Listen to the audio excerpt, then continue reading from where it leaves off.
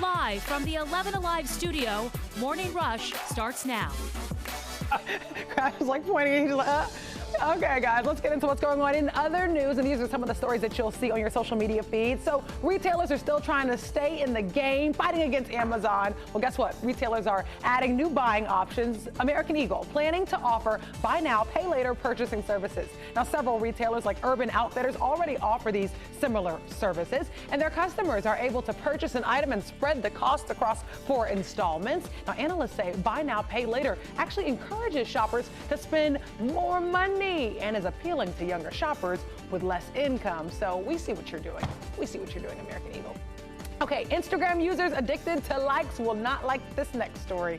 The platform is extending its test to hide likes on posts in Australia. Now, Instagram launched a similar trial in Canada in May, and instead of numbers, users will now see one user's name followed by and others below posts. Now, Instagrammers can still view the number of likes on their own posts, but this new feature will not affect analytic tools. The goal is for users to feel less judged on what they post and boost content on the app, okay? And Instagram is suggesting expanding this feature worldwide. How you like that? Now it's time for a segment we like to call So They Say. So a new survey suggests being a YouTube star is a more sought out profession than being an astronaut among American children. Now, in honor of the 50th anniversary of Apollo 11, Lego actually surveyed thousands of children in the US, China, and UK, and the survey asked children ages 8 through 12 years old what they wanted to do and be when they grow up. And children in the US and UK were 3 times as likely to want to be vloggers than any other profession.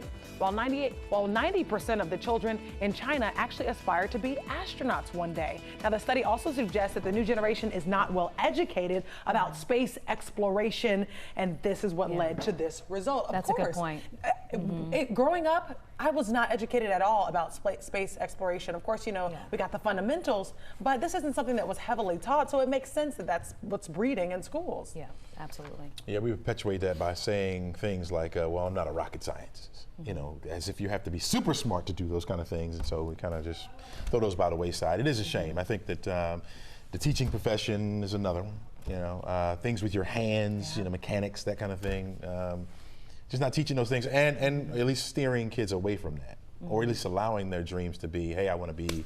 As you said, like, would you say Instagram? YouTube stars, bloggers. Bloggers, yeah. Influencer is the big thing now. Why go 20 years through schools and college and everything else to learn something when you could just make silly videos on YouTube? They've got their own award show. Yeah, it's all about exposure. I'm sure your love of the science, there was more, you were surrounded more with it when you were a kid than what the kids are now. And encouraged to, and encouraged to you know, stay with chemistry and that kind of thing.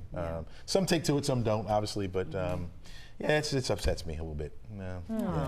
Well, you keep on teaching.